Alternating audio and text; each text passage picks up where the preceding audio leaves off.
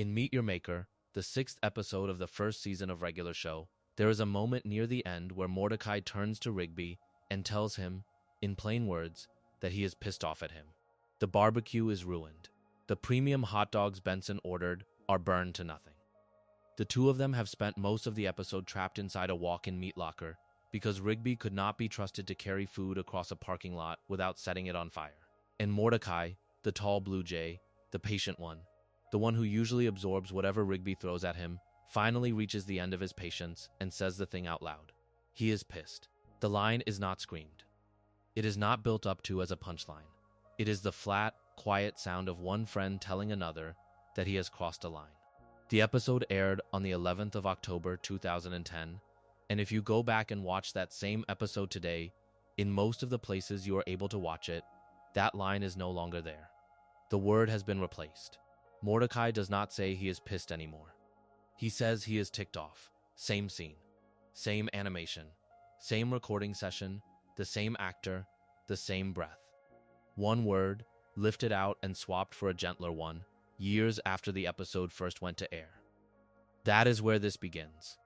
Not with a single dramatic scandal, but with a single edited word, because that one edited word is the entire story in miniature. Regular Show was never really a scandalous show. It was a show about two groundskeepers in their early 20s who liked video games and grilled cheese and finding ways to avoid work. The scandal of Regular Show is not what the show did. The scandal is what was done to it. Again and again, across the better part of 15 years, this show was allowed to be exactly what it was, and then, piece by piece, made to take it back. A word here, a scene there, an entire version of itself in one country and a different version in another. And finally, years after it had ended and gone quiet, the show was pulled off the shelf altogether, removed without warning from the place where millions of people had gone to find it. The pattern never changes. Something is permitted to exist fully. And then it is made smaller, after the fact, by people who were not the ones who made it. That is the real scandal. And once you see the shape of it, you cannot unsee it. Welcome to Velvo. This one covers a lot of ground and it goes deep, so get comfortable and let it run. Let us get into it. To understand everything that was later taken from this show, you have to start with how much it was given at the beginning, because the beginning is the strangest part. Regular Show did not claw its way onto the air against the wishes of a nervous network. It was handed an amount of freedom that almost no animated series of its kind has ever received, and it was handed that freedom on purpose. The show grew out of a Cartoon Network project called the Cartoonstitute, an initiative in which the network deliberately let individual artists make pilots with no notes. Think about what that phrase actually means inside a television studio. A note is the standard unit of control. A note is how an executive tells a creator to change a joke, soften a character, cut a scene, lower the age of the audience. Notes are the machinery by which a show is made safe before anyone ever sees it. And the Cartoonstitute was built specifically to remove that machinery. Artists were told to make the thing they wanted to make, the way they wanted to make it, and the network would decide afterward whether to turn any of them into a series. The freedom came first. The judgment came later. That order is the opposite of how almost everything on television gets made. James Garland Quintel, who goes by J.G. Quintel, was a young animator who had worked as a creative director on The Marvelous Misadventures of Flapjack and as a writer on Camp Lazlo before this. He built his Regular Show pilot using characters he had developed in his own earlier comedy shorts. And he developed the premise out of his own experiences in college, out of the specific texture of being in your early 20s and broke and bored and stuck in a job that does not matter. The Cartoonstitute was eventually scrapped as a project. Most of those no-notes pilots went nowhere. But Cartoon Network executives looked at what Quintel had made and gave the green light for a full series. Production on Regular Show officially began on the 14th of August 2009. After the show was greenlit, Quintel did something that tells you a great deal about what kind of series this was going to be. He recruited indie comic book artists to staff the show, people whose style matched the rough, specific, slightly off voice he was after, rather than reaching for the safest available animation veterans. The first season was storyboarded and written by Quintel and a small crew including Sean Jellas, Shion Takuchi, Mike Roth, Kent Osborne, and others. Mike Roth served as creative director. The first episode reached the air on the 6th of September 2010. Here is the thing that needs to be stated plainly. The show was rated TV PG. That rating sounds modest, almost cautious, until you understand what Regular Show did with it. According to Quintel himself, speaking years later in an interview tied to the show's revival, the network did not just permit a TV PG show. In the early seasons, the network gave the green light to push that rating as far as it could possibly go. The instruction, as he described it, was not to play it safe inside the boundary. It was to find the boundary and stand right on top of it. The writers were allowed to run with nearly anything they wanted in that first stretch of the series. And so a show that was nominally a children's cartoon about a blue jay and a raccoon became something else underneath. It became a show full of mild profanity, full of innuendo that was clearly built for people much older than its supposed audience, full of violence that was played for laughs but rendered with real weight, full of an attitude that felt much closer to a live-action comedy about 20-somethings than to anything else on the channel around it. That is the original condition of Regular Show. Total permission. A network that did not just tolerate the show's edges, but actively encouraged them. And you have to hold on to that fact, because it is the thing that makes everything that comes later land the way it does. When a show is censored after being made under tight restrictions, the censorship is just the system working as designed. But Regular Show was not made under tight restrictions. It was made under the loosest restrictions the network had ever offered, which means every single thing that was later cut, softened, redubbed, or removed was not the correction of a mistake. It was the clawing back of something that had been deliberately, explicitly allowed. The show did not sneak anything past anyone. The network handed it the keys and told it to drive fast, and then, over the following years, slowly took the keys back one finger at a time. The freedom was real. That is what makes the taking back a scandal rather than a routine. You cannot quietly punish a show for being exactly the show you asked it to be without that punishment meaning something. And the network knew what it had. Regular Show was nominated for 6 Emmy Awards across its run, winning one in 2012 in the category for Outstanding Short Format Animated Program. It ran for 8 seasons and well over 200 episodes, from 2010 to early 2017. It became a genuine cornerstone of Cartoon Network, the kind of property that fills a merchandise shelf and headlines a comic convention booth. This was not a show the network was embarrassed by. This was a show the network built a significant chunk of its identity around, which makes the long, quiet history of edits and removals even stranger. Because the institution doing the editing and the removing is the same institution that was, at the very same time, putting the blue jay and the raccoon on lunchboxes and parading them through New York Comic Con. The hand that promoted the show and the hand that sanded it down belong to the same body. That contradiction sits at the center of everything that follows, and the show never resolves it, because a show cannot resolve a contradiction that lives in the company that owns it. So, that is the foundation. A show born free, encouraged to push, celebrated and merchandised, and then, beginning almost immediately, quietly altered. The first place that alteration showed up was not in some far-off country. It was at home, in the United States, in episodes that had already aired, that people had already watched, that were already finished. And that is the strangest kind of editing there is, because it does something that feels almost impossible. It reaches backward in time. Go back to that single word in Meet Your Maker. Mordecai tells Rigby he is pissed at him. That line was in the episode when it first aired on the 11th of October 2010. It was in some of the early home releases. People watched that episode, that exact version, for a long time. And then, at some point, without announcement, the line was changed. The word pissed was replaced with the word ticked. The reason, as it has been documented, was backlash about that kind of language appearing in what a large part of the audience perceived as a children's show. Not what the show was rated, not what the show was allowed, what it was perceived to be. And that distinction matters enormously, because perception is not a fixed thing. The network gave the show permission to be edgy. But the audience that perception was built on, the parents and the watchdog instincts, and the general cultural sense of what a cartoon is supposed to be, that audience had its own idea of where the line was, and that idea did not match the permission the network had handed out. The show was caught in the gap between what it was allowed to be and what it was assumed to be. And when those two things came into conflict, the show was the thing that got changed. Think carefully about what a retroactive edit actually is. When a show is censored before it airs, the original version is a thing that almost no one outside the studio ever sees. It exists, briefly, and then it is gone, and the public only ever knows the edited cut. But a retroactive edit is different. The original aired. It is in people's memories. They heard the word. And then the show quietly swaps it out and behaves as though the original never existed. There is no announcement that says, "We have changed this." There is no acknowledgement. The episode simply becomes a slightly different episode than the one people remember.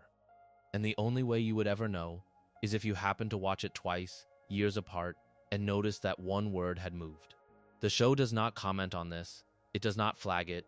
It just quietly becomes a smaller version of itself and lets the difference sit there for anyone attentive enough to catch it. And Meet Your Maker was not the only place this happened. Viewers in the United States began noticing, over time, that other early episodes had been altered too. The very first episode, The Power, which aired on the 6th of September 2010, and which follows Mordecai and Rigby finding a magical keyboard that lets them do anything they want in order to fix a hole in their bedroom wall, was one of the episodes fans documented as having had its language quietly adjusted on later broadcasts. Words that had been fine in 2010, words like pissed and crap and screwed, started disappearing from the versions airing later in the decade, softened into milder substitutes. The strange part, the part that fans kept circling back to in their conversations about it, was the inconsistency of the logic. This was a show in which characters were regularly blown apart, dissolved, and killed outright in those same early episodes, in which violence and death and genuine horror appeared without flinching, and the thing the network reached in to change, years after the fact, was the word pissed. The violence stayed. The word went. That tells you something very specific about what was actually being managed. It was never really about protecting children from frightening content, because the frightening content remained. It was about managing the appearance of the show, the surface texture of it, the handful of small audible markers that would make a parent flinch. The deep strangeness of regular show was left untouched. The shallow profanity was scrubbed. That is the gap, named plainly. The show's actual content, its violence, its darkness, its genuinely unsettling moments, was almost never the target. The target was the thin top layer of language, the words that sound bad out of context, the things that would generate a complaint. And once you see that, you understand that these early American edits were not about the children at all. They were about the complaints.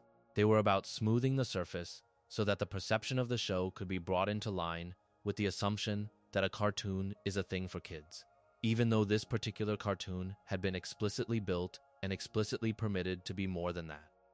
The network had asked the show to push the boundary. And then, when people noticed it had pushed the boundary, the network reached back in time and pulled it a little way back, one word at a time, and said nothing. For people who cared about the show, this was its own small heartbreak, and you can find the traces of that heartbreak in the way fans talked about it at the time. There was a real sense of loss, the feeling that the specific edge that had made regular show feel different, feel a little dangerous, feel like it was actually speaking to the 20-somethings who recognized themselves in Mordecai and Rigby, was being quietly filed down to make it less likely to upset anyone. The thing that made the show itself was the thing being removed.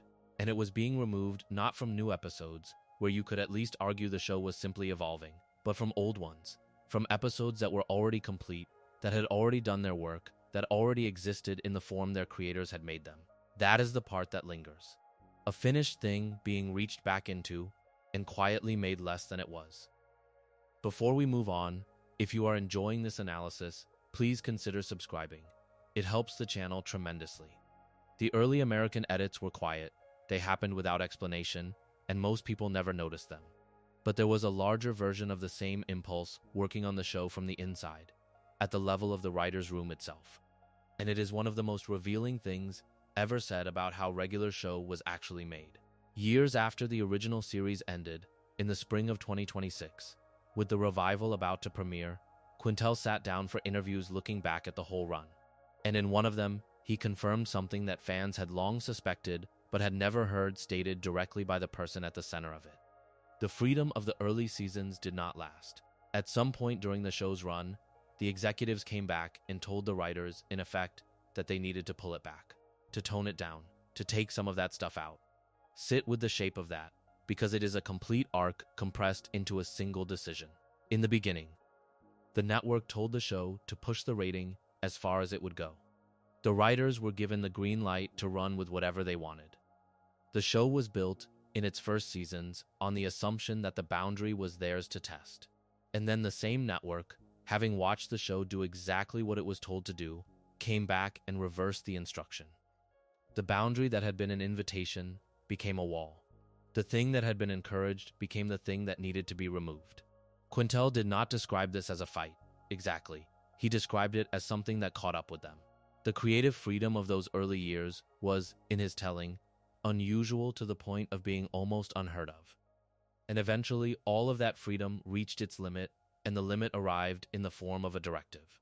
Tone it down. Take some of that stuff out. What was the stuff? This is the part that connects directly to the surface scrubbing happening on the early episodes at home. According to Quintel's account, the show in those early years was full of innuendo, jokes and references that were clearly aimed at an audience well above the age the rating implied. This was a children's cartoon in its broadcast slot and its merchandise and its branding. But in its actual content, it kept reaching towards something more adult, more knowing, more in tune with the real people in their early 20s that the two main characters were supposed to be. The whole comedic engine of the show ran partly on that double awareness, the sense that the cartoon was playing two games at once, an innocent one for the children watching, and a sharper one for the older viewers who caught what was actually being said underneath. And it was precisely that sharper game that the directive came for. Not the violence, again, not the genuine darkness, which the show kept and even deepened in its later seasons. The thing that drew the order to pull back was the innuendo, the grown-up wink, the part of the show that knew its real audience was not children at all.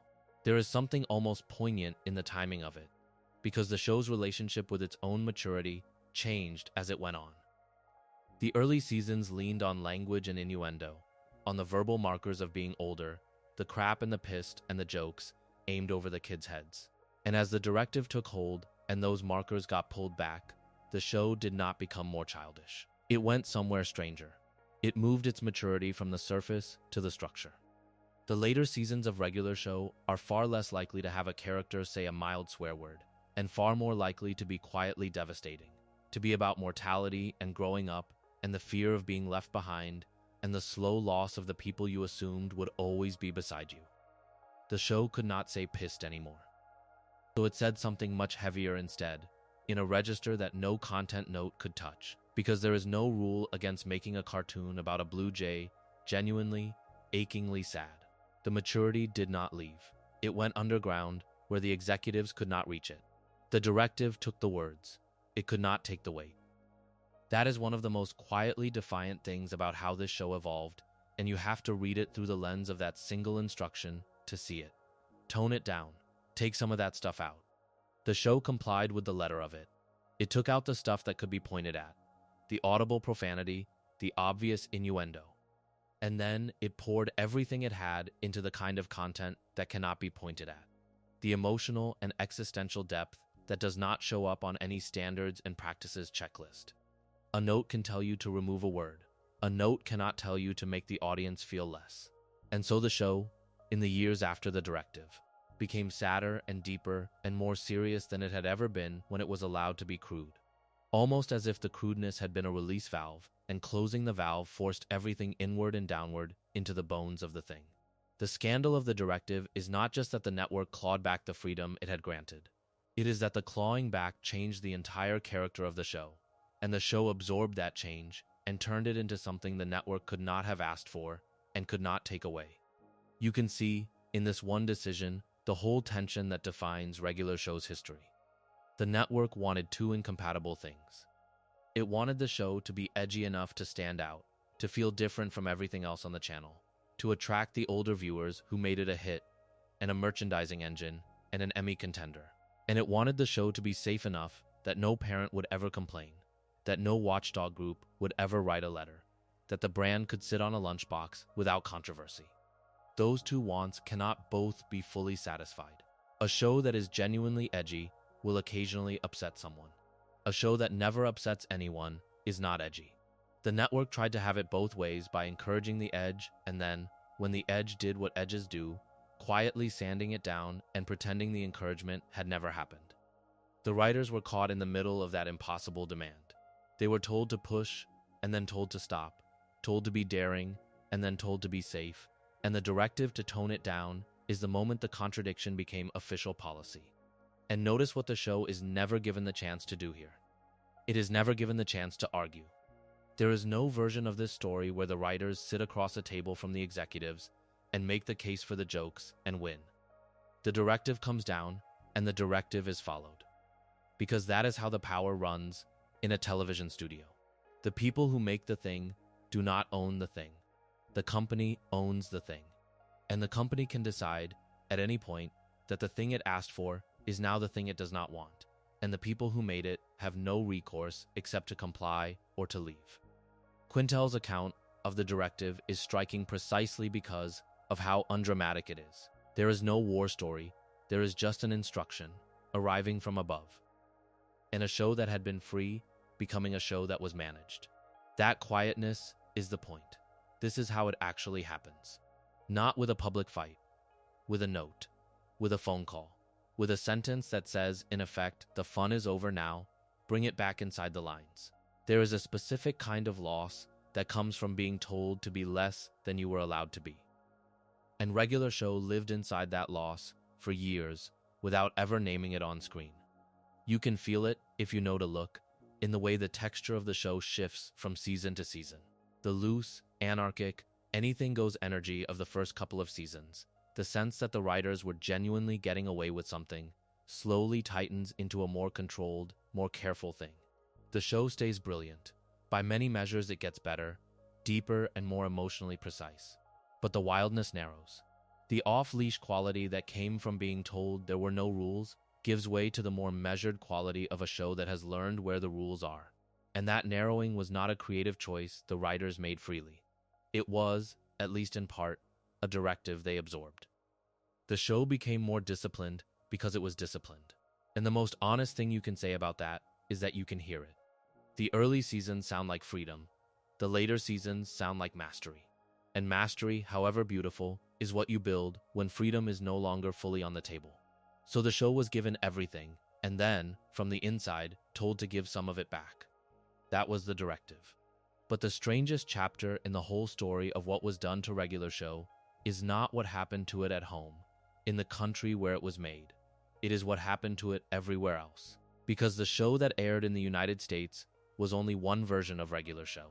In other countries, the show became other things entirely. Cut and redubbed and reanimated into versions that the people who made it never made, until the question of what Regular Show actually is became almost impossible to answer. There is no single Regular Show. There are several. And the gaps between them tell you more about the show and about the people who altered it than almost anything inside the show itself.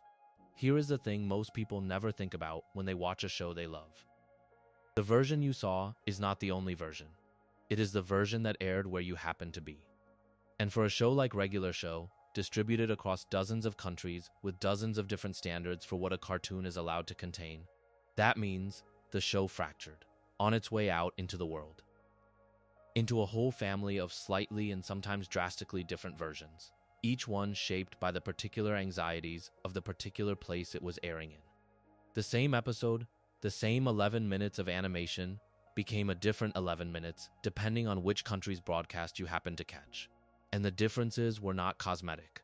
They went to the heart of what the show was willing to be about. The most thoroughly documented of these alternate versions is the one that aired in the United Kingdom. In the UK, the show was subjected to an ongoing campaign of changes that touched mild profanity, innuendo, death, and more, achieved through every available method, redubbing lines, reanimating frames, and cutting scenes out entirely. And the most revealing detail about the UK version is how it changed over time. In the early seasons, certain things were allowed to stand that would later be scrubbed, things like the punching and the toilet humor that gave the early show its rough edge. As the series went on, the censorship guidelines for the UK broadcast became stricter. and material that had been acceptable in season 1 started getting altered in later airings. So the British version of regular show did not just differ from the American version. It also differed from its own earlier self, tightening as it went, the same way the American version was being retroactively softened. The clawing back was not an American phenomenon. It was happening in parallel, in multiple countries, each one according to its own schedule and its own sensitivities. One of the documented UK changes captures the whole spirit of it. In the original American version of an early episode, a character delivers a line built around a near swear, asking, in a moment of panic, how in the H they are going to fix this S. The letters standing in for words the line is clearly gesturing at without saying. It is a joke about almost swearing, the comedy living in the gap between the polite letter and the rude word it points to. The UK version changed the line so that instead of the suggestive S, the character asks how they are going to fix this hole, a literal, innocent word that removes the joke entirely. Look at what that edit does. It does not just remove a bad word, because there was no bad word, only the suggestion of one. It removes the suggestion. It removes the wink. It takes a line whose entire purpose was to play with the boundary of what could be said and replaces it with a line that does not play with anything at all. The British censors did not just sand down the profanity. They sanded down the cleverness, the specific comedic move the line was making, and what was left was flat and safe and meaningless. The joke was the thing being censored. The bad word was never even there. If the United Kingdom version was defined by the steady, methodical softening of language and suggestion, the versions that aired across Australia and the Asia-Pacific region were defined by something more drastic. In those markets, the show did not just get its lines redubbed. Whole episodes were banned outright, kept off the air entirely, at least for a time, because their content was judged too much for the audience. And the episodes that did make it to air often arrived heavily cut, with entire scenes lifted out. The reasons documented for these bans and cuts tell you exactly where the lines were drawn. Episodes were pulled or censored for sexual references, for intense violence, and for horror. The show's habit of reaching toward adult content, the same habit that drew the tone it down directive at home, ran directly into standards that were far stricter than the American ones. And the result was a version of regular show with gaps in it. Scenes simply missing, jokes simply gone, sometimes whole episodes simply absent. The specific changes are almost a catalog of what different cultures are afraid of. In the Asia-Pacific broadcasts, the mild profanity that survived in America was scrubbed even further, with words like crap and piss and turd replaced by invented substitutes, crud and tick and plank, swaps so odd that they call more attention to the censorship than the original words ever would have. A line in which a character refers, crudely, to Benson's crank was changed to remove the crude word, softening a moment whose entire comedic energy came from how blunt it was. Romantic and physical moments were targeted heavily.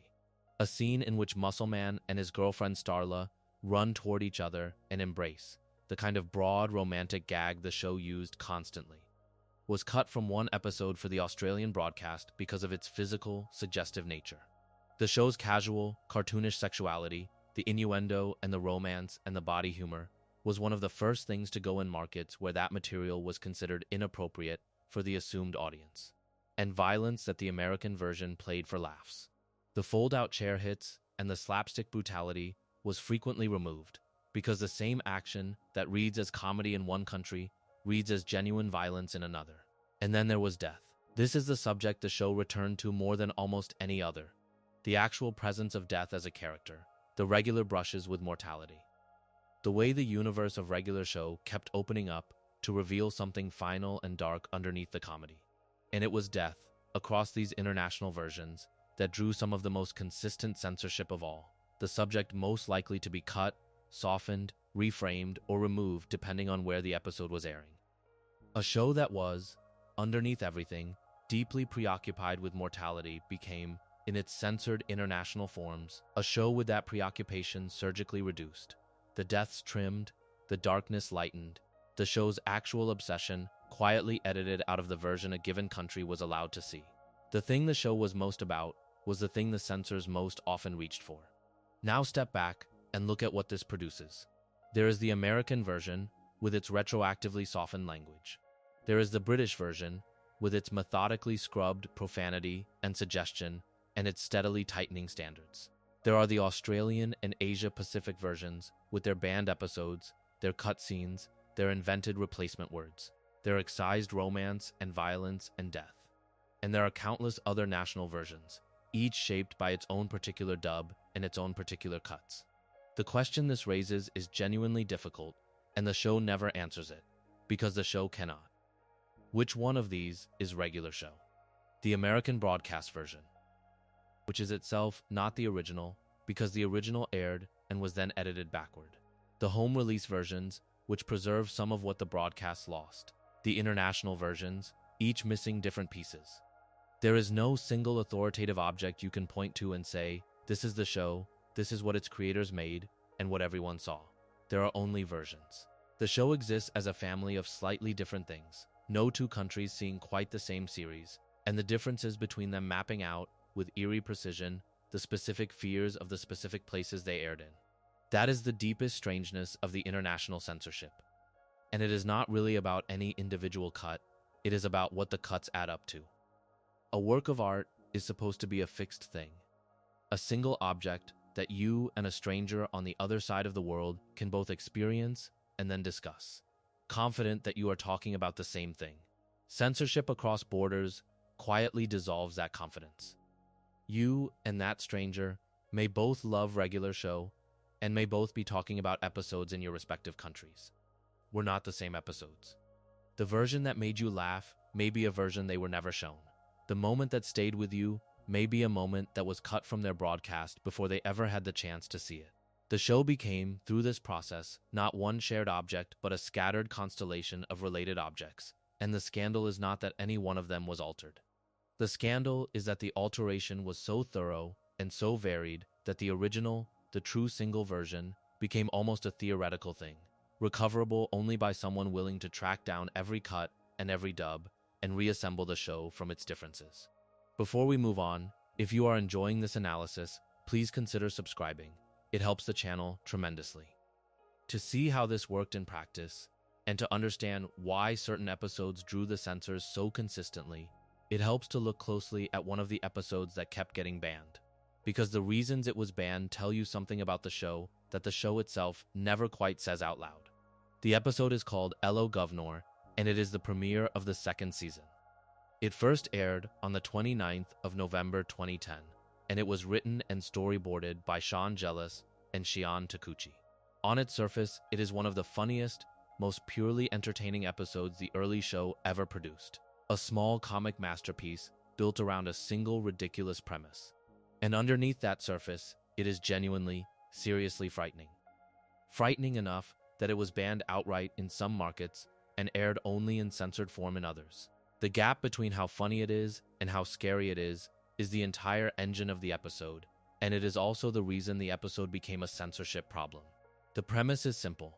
Rigby rents a horror movie from the video store, a black and white British film, and the two of them sit down to watch it. The movie is about a London taxicab, an ordinary black cab, that has been possessed by the vengeful soul of its murdered driver and now drives around the city, killing the members of the street gang who killed him. That is the entire concept of the film within the film. A haunted taxi, hunting down the people responsible for its driver's death, one by one. Mordecai finds the movie cheesy and laughable, but Rigby, who cannot handle scary movies, is genuinely traumatized by it, and the rest of the episode follows Rigby's escalating terror as he becomes convinced that the haunted taxi from the film is now hunting him in real life. He has nightmares. He sees the taxi everywhere. He becomes paralyzed by fear at the sight of British people. Because the movie was British, his fear spiraling out into a logic that is both absurd and, the way the episode stages it, weirdly persuasive. And here is where the episode does the thing that got it banned. It does not treat Rigby's fear as a joke to be undercut. It commits to it. The nightmare sequences in particular are rendered with real horror movie craft, genuinely unsettling imagery that the show stages without winking, without softening, without the safety net of comedy underneath. In one of Rigby's dreams, he reaches out to wake what he thinks is Mordecai, only to discover that the thing in the bed is not Mordecai at all, but the taxi itself, which then tears through Mordecai and lunges at him. The show, in these moments, is not a comedy doing a horror parody. It is, for stretches of screen time, an actual horror cartoon, drawing on the real grammar of the genre to produce real fear, and the comedy is held in reserve until afterward. That commitment to the horror. The willingness to let a children's cartoon nightmare actually be a nightmare is exactly what made the episode too much for certain international standards. It was banned in some markets specifically for its horror elements and aired elsewhere only after the most frightening images had been cut. Think about what that censorship is actually responding to. It is not responding to anything obscene or anything violent in the ordinary sense. The episode has no real gore, no real cruelty. What it has is fear, pure and committed and unusually well made. The experience of being genuinely scared, rendered with enough skill that it works on the viewer the way a horror film works. And that, in certain places, was deemed unacceptable for the audience. The show punished not for showing something terrible, but for being too good at producing a feeling. The thing that got cut was the craft. The episode was too effective at the very thing it was trying to do. And being too effective is what drew the scissors. There is something almost absurd about that, a cartoon being censored for being too well made. But it follows the same logic as everything else in this story. The show kept getting in trouble not for failing, but for succeeding, for actually achieving the edge and the depth and the genuine emotional effect it was reaching for, and then being trimmed back precisely because it had achieved them. And the ending of Hello Governor contains the show's own sly comment on the whole situation, even though the show never intended it as commentary on its own censorship. The terrifying taxi that has been stalking Rigby turns out, in the end, to be a man in a cheap taxi costume, an employee of the video store sent to chase Rigby down because his rental was overdue. The horror was never real. It was a costume, a mundane explanation wearing the shape of a monster. The thing that frightened everyone so badly was underneath, completely harmless, a guy in a foam suit doing his job. You could not write a better accidental description of what happened to the episode in the censorship process. Standards boards looked at the scary images, took them for something genuinely dangerous, and cut them out. When underneath the frightening surface there was nothing harmful at all, just a cartoon doing a very good impression of a horror film, just a man in a costume. The episode is, without meaning to be, a perfect little parable about mistaking the appearance of danger for the real thing, which is the exact mistake that drove most of the show's censorship from the very beginning. The horror of Hello Governor was one way the show pushed past what a cartoon was supposed to be. But the show had a subtler technique, a way of putting genuinely adult content directly on screen in front of children and getting it past every standard in place. And the clearest example of it is an episode from the second season called Party Pete. It first aired in February of 2011. On the surface, it is an episode about a house party. Benson, the boss, takes the night off, and Mordecai and Rigby decide to throw a party while he is gone. The party starts off lame, so they call in a legendary party expert named Party Pete to liven it up. And the thing that liven it up is a drink. While cleaning out the attic, Mordecai and Rigby discover a small refrigerator full of a soda from the 1984 Olympic Games, a fictional brand called Ratty Cola. They bring it out for the party. And it is the Ratty Cola, consumed in enormous quantities, that turns the party from lame into legendary and then into a disaster. Read the literal text of the episode, and it is completely innocent. It is about soda. A character drinks too much soda, and the party gets out of control. There is no alcohol anywhere in the episode, not named, not shown, not referenced. Now watch the episode, and notice what it actually stages. A group of people in their early 20s throw a house party while the authority figure is away. They bring out a forbidden stash of a special drink. The drink makes everyone wild. Party Pete, the expert, consumes more and more of it, getting progressively more out of control, until he inflates like a balloon and explodes. And then, in a frantic sequence, the partygoers race to clean up all the evidence of the party before the authority figure comes home and discovers what happened. Every single beat of that is the structure of a teenage drinking party. The parents are out. The forbidden substance comes out of hiding. Everyone gets wasted. Things get destroyed. And then there is the desperate scramble to hide it all before the adults return. The only thing the episode changes is the noun. It calls the alcohol soda. Everything else is exactly, unmistakably, a story about getting drunk.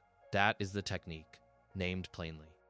The show takes an adult story, a recognizable piece of grown-up experience, the house party and the binge and the cover-up, and it stages all of it faithfully, every beat in the right place, and then it swaps the one word that would trigger a standards complaint. Replace beer with soda, and the entire thing becomes airable. A children's cartoon cannot show a character getting drunk, but it can show a character drinking too much magical Olympic soda and inflating and exploding, and every adult watching knows exactly what they are looking at, and every child watching sees a funny story about soda, and the show has it both ways. This is the double game in its purest form. The innuendo the network later wanted toned down was not always a matter of a single suggestive line. Sometimes it was the structure of an entire episode, an adult experience rendered whole and slipped past the censors by changing nothing except the label on the bottle. And the show was confident enough in this technique that it made a sequel. A later episode, Party Repeat, returns to the same premise, with the same characters and the same partying expert, building on the original and trusting the audience to remember it. The party episode was not a one-time experiment. It was a mode the show knew it could operate in, a proven method for getting the adult material through. The soda for alcohol swap worked, so the show used the structure again. There is something almost gleeful in that. The sense of a show that has figured out the exact shape of the loophole and is happy to walk through it more than once, knowing that as long as the literal text stays innocent, the implied text can be as grown-up as it likes. Now connect this back to the directive. When the executives eventually told the writers to tone it down, to take some of that stuff out. This is part of what they were talking about. Not just the audible swear words, but this entire mode of operation. The adult experiences smuggled in under innocent labels. The episodes that were one thing to a child and another thing entirely to an adult. The network had encouraged the show to push the boundary, and the show had responded by finding the cleverest possible ways to push it. Ways that were technically unobjectionable but unmistakably mature. And the directive to pull back was, in part, a response to exactly that cleverness, an instruction to stop being quite so good at having it both ways. The thing the show was being asked to give up was not just a list of forbidden words. It was a way of thinking, a particular kind of wit. The ability to tell an adult story to children and adults at the same time without either group feeling cheated. That is a rare and difficult skill, and the show had it, and the directive was, at least partly, an instruction to use it less. There is a real loss buried in that, and it is the same loss that runs through this entire story. The thing being curtailed was never the show's failures. It was the show's specific genius for operating on two levels at once, for respecting its older viewers enough to give them something real underneath the children's surface. The party episodes are not crude. They are not gratuitous. They are clever, affectionate, precisely observed pieces of work about a recognizable slice of young adult life, executed with enough craft that they could air in a children's slot without a single line that anyone could point to. And that craft, the very thing that made them work, was part of what the network eventually decided was too much. The show was punished, in the end, for being too sophisticated about how it smuggled its sophistication in, which is a strange thing to punish, and a revealing one, because it tells you that the problem was never really the content. The problem was that the content was working, that the adults were getting their version and the show was succeeding at the double game, and success of that particular kind was exactly what the directive was designed to rein in. Before we move on, if you are enjoying this analysis, please consider subscribing. It helps the channel tremendously. All of this circles around a single object that almost no one ever thinks about, which is the rating itself. Regular show was rated TV PG. Those 4 characters appeared in the corner of the screen and almost no one looked at them, and the question of what they actually meant. What that rating actually protected, and from whom, sits underneath every edit and every cut and every ban in this entire story. So consider, slowly, what a rating is for. A content rating is a promise. It is the network telling a parent, in shorthand, what to expect, so that the parent can decide whether to let a child watch. TVPG means parental guidance suggested, the suggestion being that some material might not be suitable for younger children. That is the entire function of the label. It is information offered up front so that the people responsible for children can make an informed choice. And here is the problem that regular show exposes: the gap between what the rating said and what the show was. The network did not use the rating as an honest description. It used it as a target. Quintel's own account makes this explicit. The network did not ask for a show that fit comfortably within TV PG. It asked for a show that pushed TV PG as far as it could possibly go, that lived right at the outer edge of what that rating could contain. Which means the rating was not really a promise about the content at all. It was the maximum the content was allowed to reach toward, and the show was instructed to reach all the way. So the parent reading TV PG in the corner of the screen and the show actually playing on the screen were operating on two different understandings of what that label meant. The parent read it as a description. The network used it as a ceiling. And the show was built to scrape that ceiling constantly, which is a very different thing from a show that happens to fall within it. That gap is the origin of everything. The retroactive edits at home, the directive to tone it down, the international bans and cuts, all of it flows from the same source, which is that the show was more than its rating honestly implied, on purpose, at the network's request. And when that gap became visible, when parents and watchdogs and standards boards noticed that this TV PG cartoon was full of innuendo and horror and adult structure, the response was never to change the rating, never to be honest about what the show actually was. The response was always to change the show, to edit it backward toward the thing the rating had promised it would be. The rating was treated as the fixed point and the show as the variable, even though the show had been deliberately made to exceed the rating from the start. They could have simply said, "This is a more mature cartoon than the label suggests," and let it stand. Instead, they kept the label and sanded the show again and again to make the lie of the label closer to true. And the cruelest part of that is who it actually fails. A rating exists to give people accurate information. A rating that is used as a ceiling rather than a description gives people inaccurate information, and the show then gets blamed and edited for the inaccuracy that was built into the system from the beginning. The show was not deceiving anyone. The show was doing exactly what it was asked to do. The deception, if there was one, lived in the gap between the label and the instruction, between the TV PG in the corner and the order to push it as far as it would go. The show was the thing caught in that gap, and the show was the thing that paid for it, edited and cut and banned to cover a discrepancy it did not create. The rating protected nothing. It was not a shield for children. It was a number the show was told to push against and then punished for pushing against. And the only thing it ever really protected was the network's ability to claim, when complaints came, that the show had been a children's program all along. So the broadcast versions were edited. The international versions were cut and banned and redubbed. The rating was a ceiling the show was told to push against and then punished for pushing against. By this point, a natural question forms, and it is a question that turns out to have a strange and revealing answer. If every version that aired was altered in some way, where does the real show actually live? Where is the complete, unedited, uncensored regular show? The one the creators actually made. The one with the original word in Meet Your Maker and the full nightmares in Elo Governor and every adult beat intact. And the answer, for a long time, was that the real show lived almost nowhere except on plastic discs that people had bought and physically owned. This is one of the quieter ironies in the whole story, and it points at something larger about how we have come to hold the things we love. The home video releases of regular show, the DVDs and the Blu-rays, tended to preserve versions of episodes that the broadcasts had altered. When viewers in the United States noticed that the televised versions of early episodes had been quietly softened, the consensus and the hope was that the discs would remain uncut, that the physical releases would hold the original versions even as the broadcast versions drifted. For a time, certain streaming versions held uncut episodes too, the original language surviving in places where the broadcast censorship had not reached.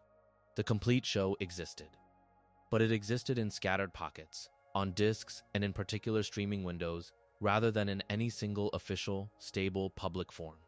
The real version of the show became something you had to seek out and, increasingly, something you had to physically possess to be sure of. Think about what that means for a moment, because it inverts something most people assume. We tend to think of physical media as the old, fragile, disposable format, the thing you replace with the convenience of streaming, the discs you can finally throw away now that everything lives in the cloud. But for a show like Regular Show, the relationship turned out to be the reverse. The physical disc was the stable thing. The disc did not change. Once you owned the Blu-ray, the version on it was the version on it, forever, beyond the reach of any later edit, any later softening, any later removal. The disc was a fixed point in a sea of shifting versions. And the streaming and broadcast versions, the convenient ones, the ones you did not have to own, were the unstable things. The ones that could be edited backward.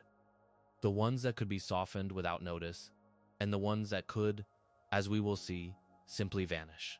The format everyone was told to abandon was the only format that could actually be trusted to hold the show as it was. You can hear this realization dawning in the way fans talked about the show as the years went on. There is a specific kind of relief that shows up in those conversations. The relief of someone who had almost gotten rid of their discs and then did not. People who had considered selling their regular show Blu-rays, considered clearing the shelf space, considered trusting that the show would always just be there to stream, and who then found themselves grateful, sometimes years later, that they had held on to the plastic after all. Because the plastic was the show. The plastic was the version that could not be reached. As the broadcast edits accumulated and the streaming situation grew more precarious, the people who owned the discs slowly came to understand that they were not holding outdated technology. They were holding the archive. They were holding the only copy of the real thing that no company could quietly alter or take away. And there is something genuinely poignant in that, in the image of a show's true self, surviving not on the platforms of the company that made billions from it, but on the shelves of the individual people who loved it enough to buy a physical copy. The corporation controlled the broadcasts and the streaming and the merchandise and the rating and every official version of the show. But it did not control the discs once they were sold. Those belonged to the viewers.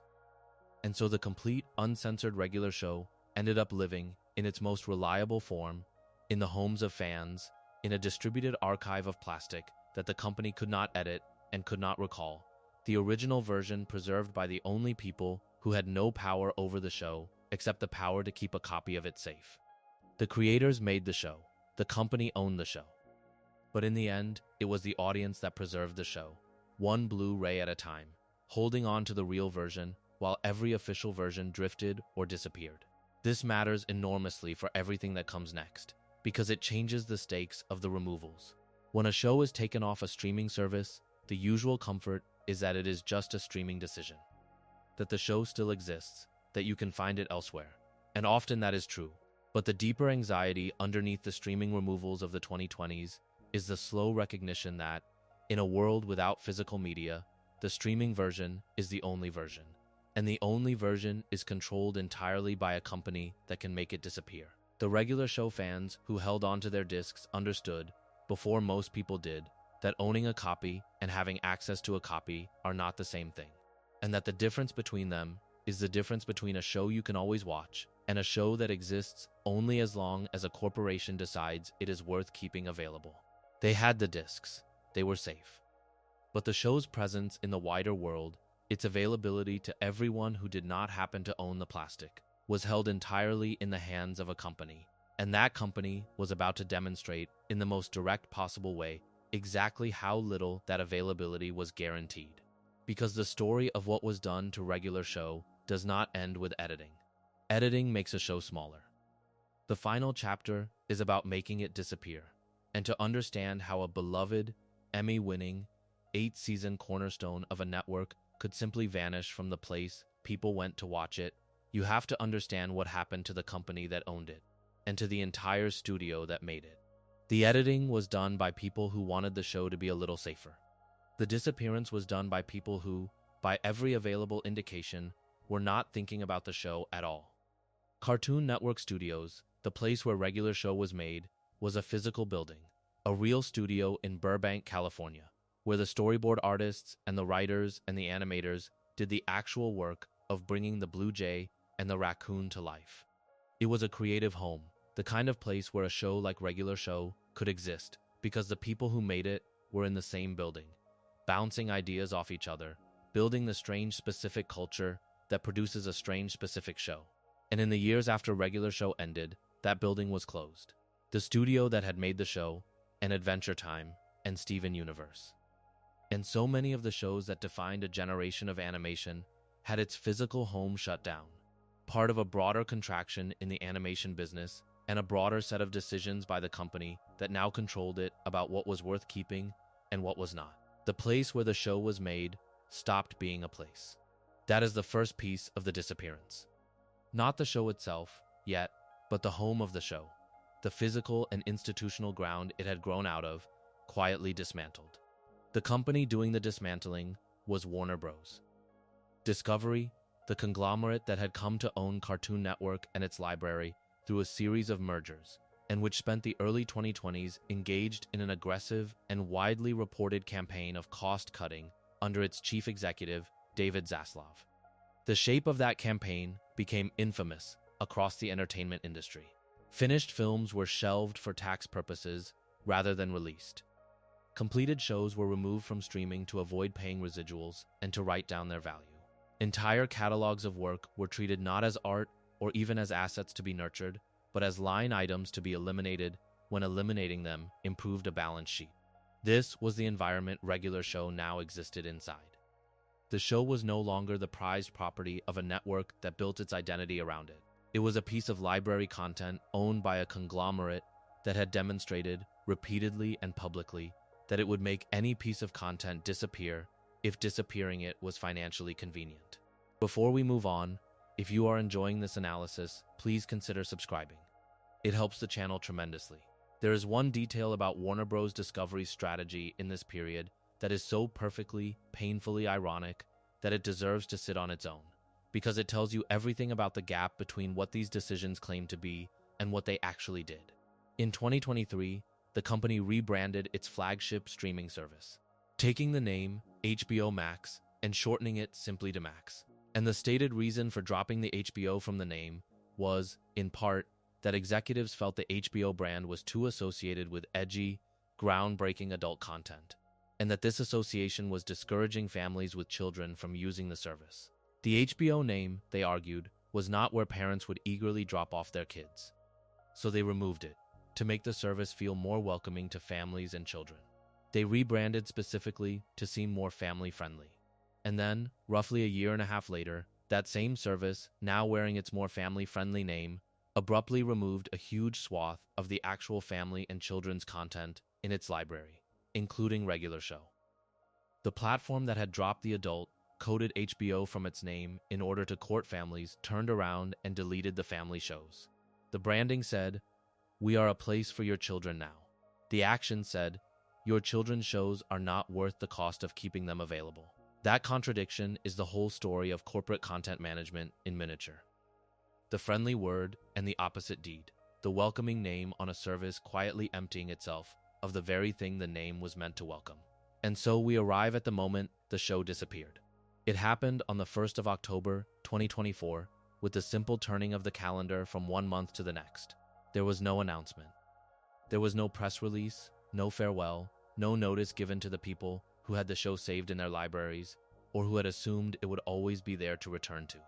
One day, Regular Show was available to stream on Max, the service owned by Warner Bros. Discovery, and the next day, with the arrival of October, it was gone. And it was not alone. The same silent removal took a whole generation of Cartoon Network with it. Ben 10 vanished. Steven Universe vanished. The Amazing World of Gumball vanished. We Bare Bears vanished. Chowder vanished. The 2016 revival of the Powerpuff Girls vanished. An entire shelf of the most beloved animated shows of the previous 15 years simply blinked out of existence on the platform overnight, with no explanation offered to anyone. Think about the manner of it, because the manner is its own scandal, separate from the removal itself. A company that genuinely valued these shows, that understood what they meant to the people who watched them, might at least have said something. Might have given a date, a warning, a window in which fans could watch one more time. A simple acknowledgement that these works existed and mattered and were now leaving. Instead, there was silence. The shows were there, and then they were not. And the only way anyone found out was by going to watch something and discovering it was no longer available. The discovery came from the audience, not from the company. It was fans and accounts that track Cartoon Network schedules who noticed the shows were missing and raised the alarm, who pieced together the scope of what had been quietly removed and told everyone else. The company that owned these shows did not even bother to announce that it was erasing them. It just did it, in the dark, between one day and the next, and left the people who cared to figure it out for themselves. That silence tells you exactly how the show was regarded by the people who controlled it at that moment, and the answer is that it was not regarded at all. You announce the things you think people care about. You slip out quietly, the things you have decided do not matter. The silent removal was not an oversight. It was a statement, even if no one intended it as one. It said that Regular Show and Steven Universe and all the rest were not works of art to be honored or even properties to be managed with any care, but costs to be cut, line items to be deleted, and the deletion of a line item does not come with a press release. You do not eulogize a spreadsheet entry. The shows that had defined a network, that had won awards and built fan bases, and shaped the childhoods of millions, were removed with exactly the ceremony you would give to canceling a subscription you had forgotten you were paying for. None, and the timing wrapped the whole thing in an even darker irony. The removal of these shows came right alongside other dismantlings. Just the day before, on the 30th of September 2024, the company had shut down Boomerang, its classic animation streaming service, folding its library into Max in the kind of consolidation that always seems to precede a culling. The closure of the Cartoon Network Studios building, the physical home where the shows were made, had come earlier. The picture these events form together is not one of a company making careful, show-by-show decisions about its library. It is one of a company systematically dismantling an entire animation legacy, the studio, the dedicated service, the streaming availability, piece by piece, treating decades of beloved work as so much dead weight to be cut loose. Regular Show did not get singled out for removal because of anything about Regular Show. It got swept up in a much larger erasure, one show among many, deleted not because anyone had a problem with it, but because no one with power over it was thinking about it as anything other than a number that could be made to go away. That is, in some ways, the most painful version of the scandal. More painful even than the editing. The early edits, the international cuts, the bans, the directive to tone it down, all of those were at least about the show. Someone, somewhere, was paying attention to the content, was making a decision, however wrong, about what Regular Show actually contained and how it should be presented. The attention was hostile, but it was attention. The removal was the opposite. The removal was indifference. No one removed Regular Show because they thought it was too edgy or too dark or too adult. They removed it because they were not thinking about it at all, because it had become invisible to them, a row in a database that could be deleted to improve a financial figure. The show went from being something the network built its identity around to being something its corporate owner did not even notice it was erasing. That is a long fall. From lunchboxes and Comic-Con booths and Emmy nominations to a silent deletion in the night, unremarked, unmourned by the company that profited from it. Discovered only because the fans were paying the attention the owners would not. And the particular insult of including Regular Show in that purge was not lost on the people who noticed. This was not some obscure, half-forgotten show with a tiny audience that no one would miss. This was one of the most popular animated series the network had ever produced.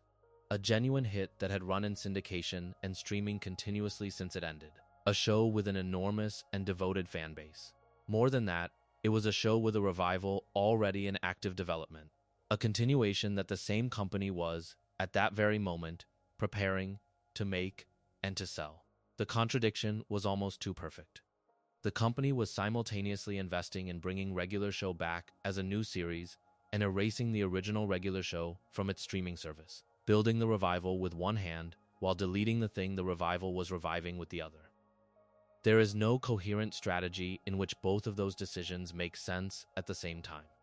There is only the incoherence of a large organization in which the people deciding to make the revival and the people deciding to cut the streaming costs were not the same people, were not even talking to each other, each pursuing their own narrow objective with no awareness of how absurd the combination looked from outside.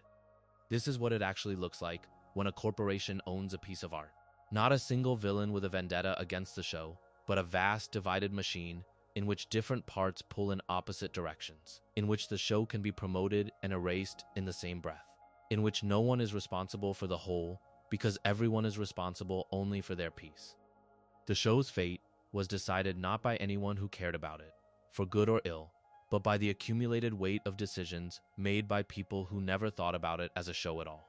And the audience, watching this from the outside, was left to experience the full incoherence of it, the simultaneous resurrection and deletion.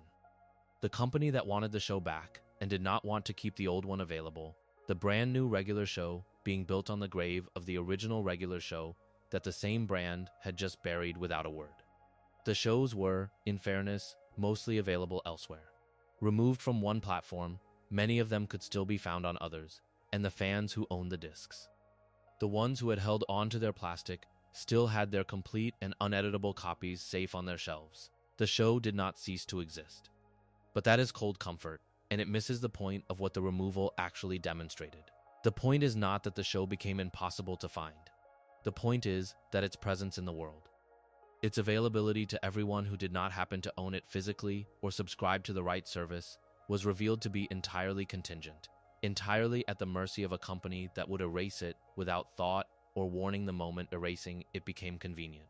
The removal was a demonstration, a proof of how little any of these shows are truly guaranteed to remain available. How completely their continued existence in the public sphere depends on the indifferent calculations of the conglomerates that hold their rights. Regular show was the example. But the lesson was about all of it, about every show anyone has ever loved and assumed would always be there, and the cold truth that none of them are safe, that all of them are one balance sheet decision away from blinking out in the night, while the company that owns them says nothing at all. There is a deeper layer to the disappearance of regular show, and it has to do with what the show was always, underneath everything, actually about. Because of all the cartoons that could have been silently erased from a streaming service. Of all the shows that could have been treated as a disposable line item and deleted in the night, the universe had a strange sense of irony in choosing this one. Regular show, beneath its comedy, beneath its video game references, and its grilled cheese plots, and its two slackers avoiding work, was one of the most quietly serious cartoons ever made about mortality, about endings, about the terror of things stopping and the fear of being left behind. It was a show that kept Death himself as a recurring character. It was a show that returned again and again to the idea of finitude, to the awareness that the easy, eternal seeming present of two friends goofing off at a park job was not, in fact, eternal, that it would end, that everything would. And then that show was made to end, and then made to disappear. The series that was obsessed with mortality was subjected to it. This is not a small resonance, and you have to slow down to feel the full weight of it. The emotional engine of regular show's later seasons, the thing that made it more than a comedy, was its preoccupation with the passage of time and the inevitability of loss. Mordecai and Rigby are in their early 20s, suspended in a moment of life that feels permanent but is not. The moment before adulthood fully arrives and scatters everyone, before the jobs and the responsibilities and the geography of grown-up life pull the friends apart. The show knew that this moment was temporary. It knew that the park and the friendships and the endless wasted afternoons were a thing that would not last, and a great deal of its depth came from the tension between the characters' belief that it would last forever and the show's quiet knowledge that it would not. The show was, in its bones, about the fact that things end. That awareness is what gave the comedy its undertow of sadness, the sense that you were watching something precious precisely because it was passing. And so there is a terrible fittingness in what happened to the show in the world. It ended, the way it always knew everything ends, with its 8th season in early 2017. And then, years later, it was erased, removed, deleted, made to vanish. The way the show had always feared things vanish.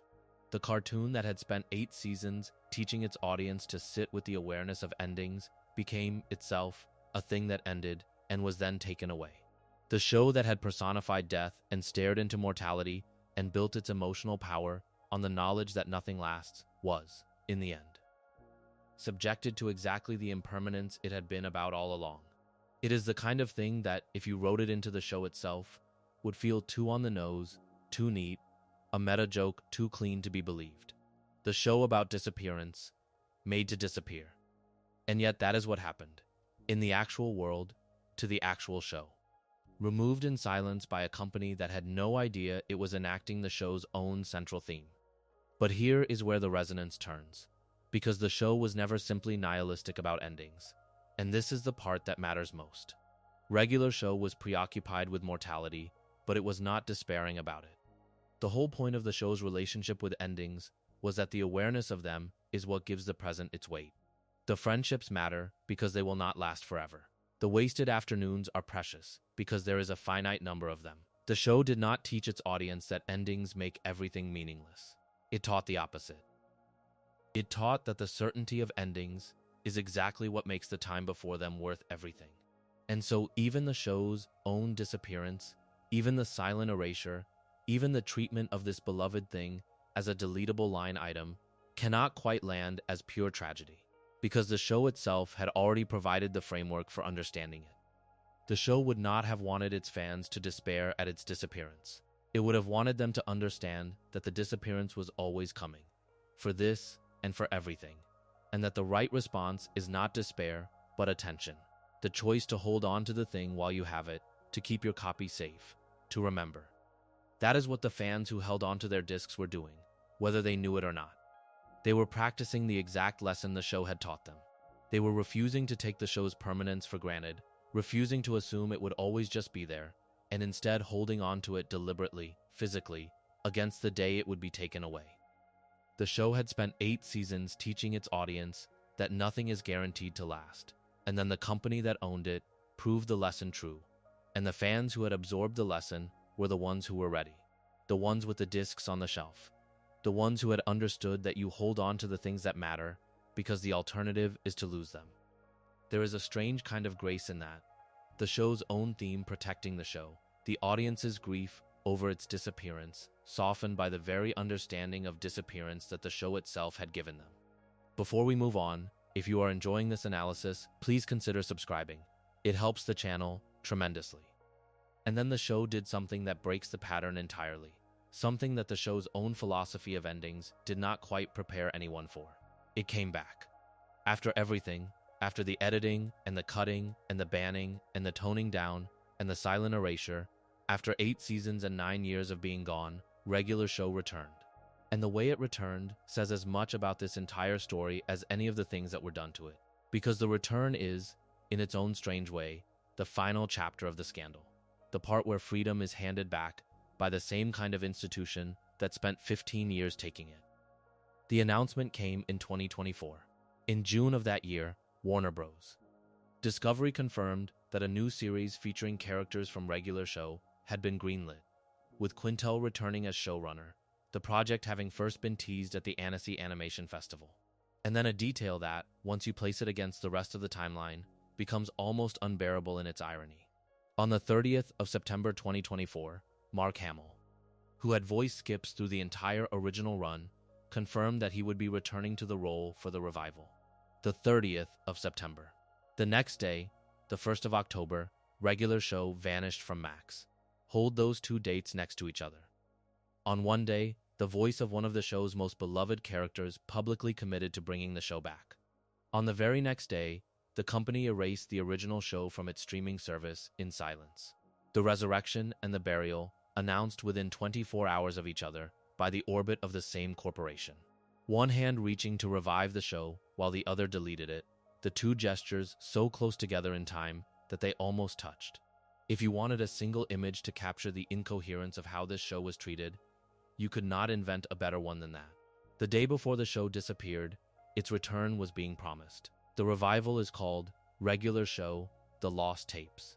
It premiered worldwide on the 11th of May 2026 on Cartoon Network, opening with a half-hour special at 4 in the afternoon.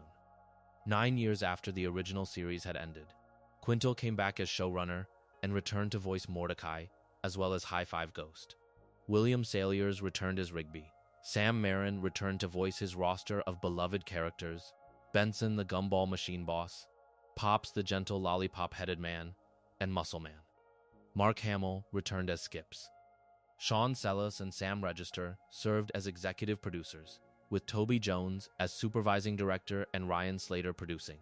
The plan was for 40 episodes in total, with the first stretch airing and the rest to follow.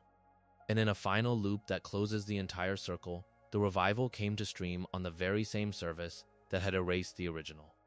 In June of 2026, regular show The Lost Tapes arrived on the platform now called HBO Max, the same platform, under the same corporate owner, that had silently deleted the original regular show less than 2 years earlier. The show was brought back to the place that had thrown it away. There is so much in that return, and you have to take it slowly to feel all of the layers. Start with Mark Hamill, because his presence is not a small thing.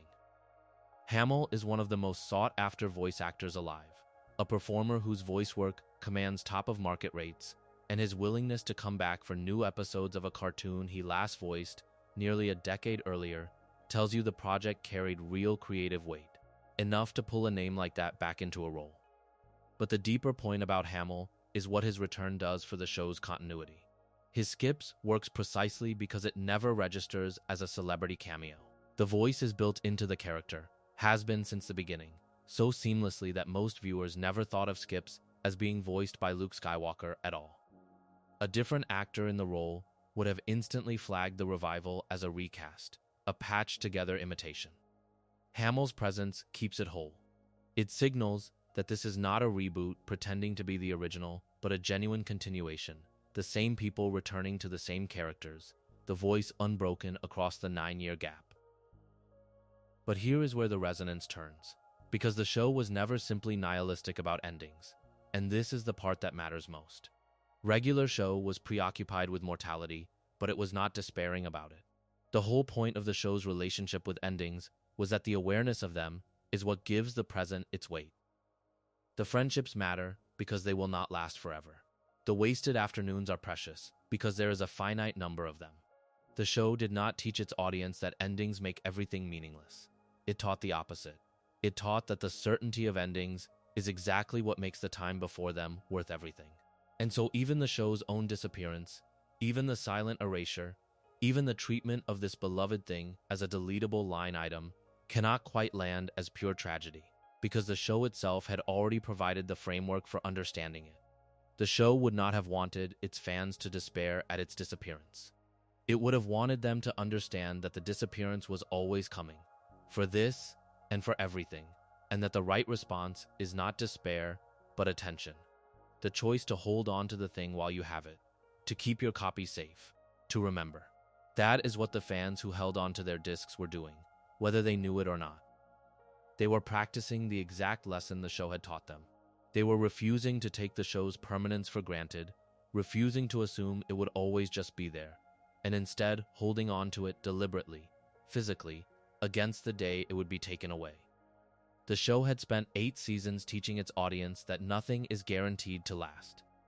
And then the company that owned it proved the lesson true, and the fans who had absorbed the lesson were the ones who were ready, the ones with the discs on the shelf, the ones who had understood that you hold on to the things that matter because the alternative is to lose them. There is a strange kind of grace in that, the show's own theme protecting the show. The audience's grief over its disappearance softened by the very understanding of disappearance that the show itself had given them. Before we move on, if you are enjoying this analysis, please consider subscribing. It helps the channel tremendously. And then the show did something that breaks the pattern entirely, something that the show's own philosophy of endings did not quite prepare anyone for. It came back. After everything, after the editing and the cutting and the banning and the toning down and the silent erasure, after 8 seasons and 9 years of being gone, regular show returned. And the way it returned says as much about this entire story as any of the things that were done to it, because the return is, in its own strange way, the final chapter of the scandal, the part where freedom is handed back by the same kind of institution that spent 15 years taking it. The announcement came in 2024. In June of that year, Warner Bros. Discovery confirmed that a new series featuring characters from regular show had been greenlit, with Quintel returning as showrunner, the project having first been teased at the Annecy Animation Festival. And then a detail that, once you place it against the rest of the timeline, becomes almost unbearable in its irony. On the 30th of September 2024, Mark Hamill, who had voiced Skips through the entire original run, confirmed that he would be returning to the role for the revival. The 30th of September. The next day, the 1st of October, regular show vanished from Max. Hold those 2 dates next to each other. On one day, the voice of one of the show's most beloved characters, publicly committed to bringing the show back. On the very next day, the company erased the original show from its streaming service in silence. The resurrection and the burial, announced within 24 hours of each other by the orbit of the same corporation. One hand reaching to revive the show while the other deleted it, the two gestures so close together in time that they almost touched. If you wanted a single image to capture the incoherence of how this show was treated, you could not invent a better one than that. The day before the show disappeared, its return was being promised. The revival is called Regular Show: The Lost Tapes. It premiered worldwide on the 11th of May 2026 on Cartoon Network, opening with a half-hour special at 4 in the afternoon. 9 years after the original series had ended, Quintel came back as showrunner and returned to voice Mordecai, as well as High Five Ghost. William Salyers returned as Rigby. Sam Marin returned to voice his roster of beloved characters: Benson the Gumball Machine Boss, Pops the Gentle Lollipop-Headed Man, and Muscle Man. Mark Hamill returned as Skips. Sean Sellis and Sam Register served as executive producers, with Toby Jones as supervising director and Ryan Slater producing. The plan was for 40 episodes in total, with the first stretch airing and the rest to follow. And in a final loop that closes the entire circle, the revival came to stream on the very same service that had erased the original. In June of 2026, Regular Show: The Lost Tapes arrived on the platform now called HBO Max, the same platform, under the same corporate owner, that had silently deleted the original Regular Show less than 2 years earlier. The show was brought back to the place that had thrown it away. There is so much in that return, and you have to take it slowly to feel all of the layers. Start with Mark Hamill, because his presence is not a small thing. Hamill is one of the most sought-after voice actors alive, a performer whose voice work commands top-of-market rates, and his willingness to come back for new episodes of a cartoon he last voiced nearly a decade earlier tells you the project carried real creative weight, enough to pull a name like that back into a role. But the deeper point about Hamill is what his return does for the show's continuity. His Skips works precisely because it never registers as a celebrity cameo. The voice is built into the character, has been since the beginning, so seamlessly that most viewers never thought of Skips as being voiced by Luke Skywalker at all. A different actor in the role would have instantly flagged the revival as a recast, a patched-together imitation. Hamill's presence keeps it whole. It signals that this is not a reboot pretending to be the original, but a genuine continuation. The same people returning to the same characters, the voice unbroken across the 9-year gap. But the most revealing thing about the revival is its central conceit, the in-universe explanation for how a finished show that wrapped up its story can return to its old format. The original series ended with a finale that moved the characters forward in time, that resolved their arcs and closed the door on the park job premise. Returning to that premise would normally require either ignoring the ending or contorting the story to reverse it. Quintel chose a third path, and the path he chose is, when you think about it, the perfect metaphor for everything this show went through. The new episodes are framed as previously unaired material, lost tapes, recordings found in a storage locker. Episodes from the show's original run that simply never made it to air. That is the conceit. The revival is not new Regular Show. It is recovered Regular Show, old material surfacing after years in storage, tapes that were always there and were simply never seen until now. Sit with what that conceit actually does, because it is doing something extraordinary on a level the show itself may not have fully intended. The entire scandal of Regular Show, the through line of this whole story, is the story of a show being made to disappear in pieces, edited backward, cut, banned, toned down, erased, material removed. Content lost. The real show scattered and softened and finally deleted. And the revival answers that entire history with a single idea: the lost tapes. The material that was hidden away and is now recovered. The show frames its own return as the surfacing of footage that was always there, waiting, in a locker, and is now finally being brought into the light. After 15 years of having things taken away, the show comes back by imagining that nothing was ever truly lost, that the missing material was only ever in storage, that what was gone can be found. It is, whether by design or by accident, the most hopeful possible response to a history of erasure. They took things away from this show for 15 years. And the show returns by saying, in effect, that the things that were taken were never really gone. They were just lost tapes. And lost tapes can be found. And yet the return is not a simple triumph, and to pretend it is would be to miss what is actually happening.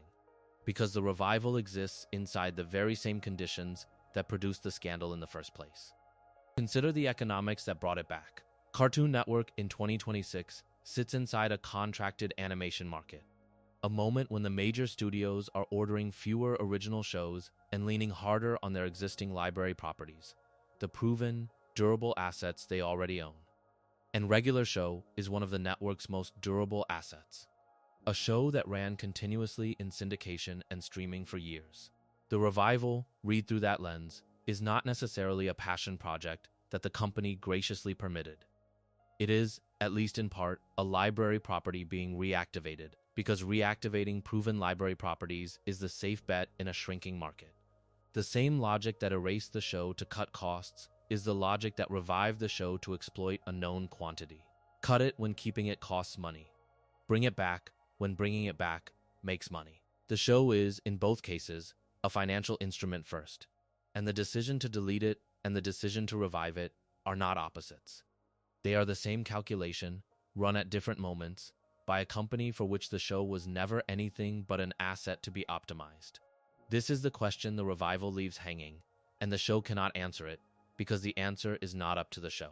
Is the new Regular Show free, the way the original was free in its first seasons, made under the no-notes philosophy that let it become what it became?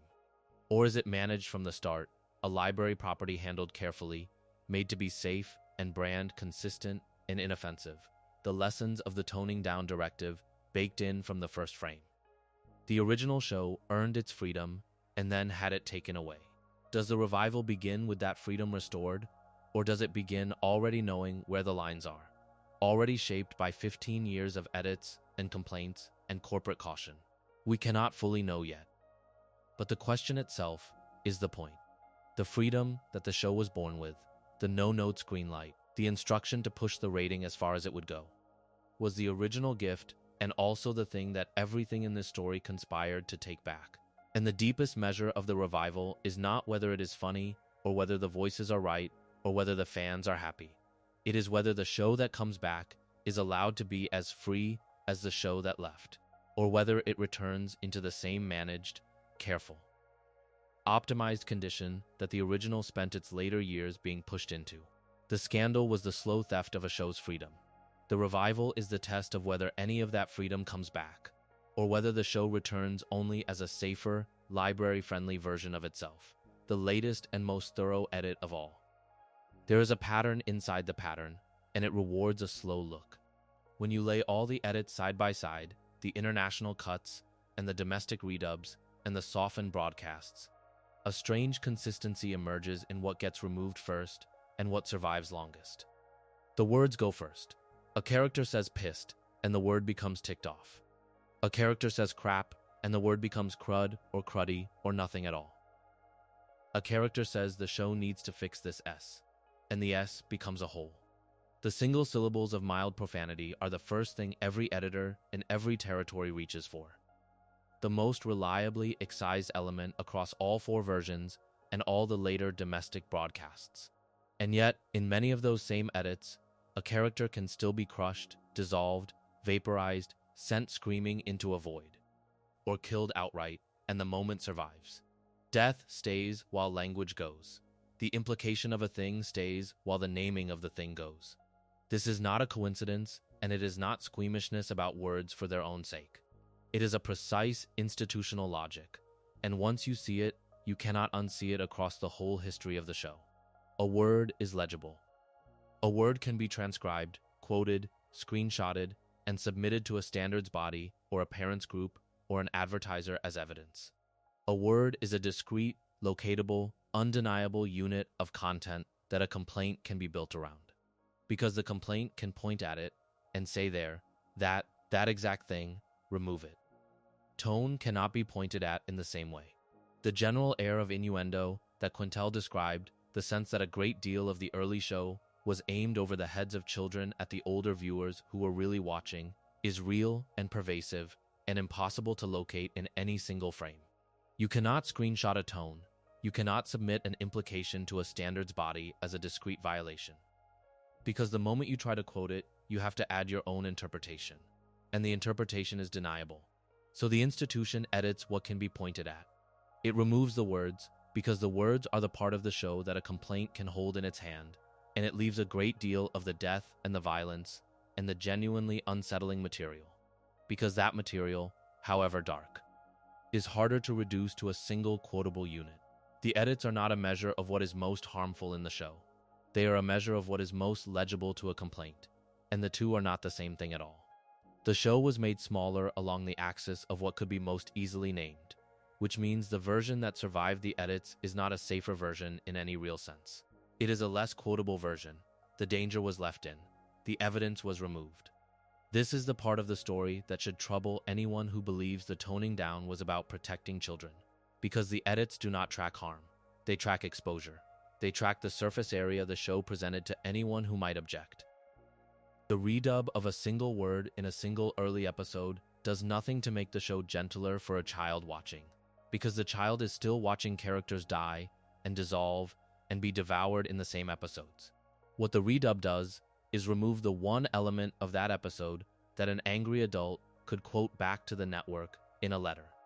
The protection being offered was never really protection of the audience. It was protection of the institution from the audience, a managing of the show's quotability so that there would be fewer discrete, locatable things for anyone to build an objection around. And that distinction between making a thing safer and making a thing harder to complain about runs underneath every single edit in this entire history. The show was not cleaned. It was made harder to accuse. If the institutions that own the show spent 15 years making it smaller, then the question of who kept it whole has an answer. And the answer is not the institutions. It is the audience. Almost everything documented in this story, the redub of the word in Meet Your Maker, the specific softening of the line about fixing this S into fixing this hole, the catalog of which episodes were banned, in which territory, and which jokes were trimmed from the Australian broadcast, and which romance was cut from the Asia-Pacific edit, all of it was tracked, recorded, compared, and preserved by people who did not own the show and were not paid to care about it. The differences between the versions are knowable today because fans sat with multiple versions, noticed the discrepancies, and wrote them down. The history of the edits exists because the people who love the show refused to let the edits happen silently. Every act of subtraction by the institution was met, eventually, by an act of documentation by the audience. And the documentation is the reason any of this can be told as a story, rather than disappearing into the ordinary invisible churn of broadcast standards. The clearest case is the erasure itself. When Regular Show vanished from Max on the 1st of October in 2024, alongside the other titles pulled the same day, there was no announcement, no press release, no banner on the service explaining that the show was leaving. The removal was designed to be quiet, the way the redubs were designed to be quiet, the way the international cuts were designed to pass unremarked.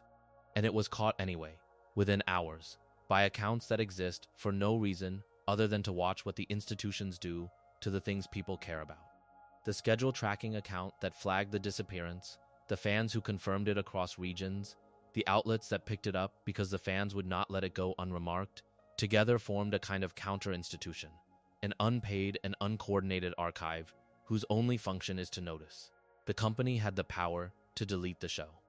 It did not have the power to delete the show unnoticed, because there is now, permanently, a layer of attention sitting between the institution and the quiet exercise of its power, and that layer is made entirely of people who were never asked to care and care anyway.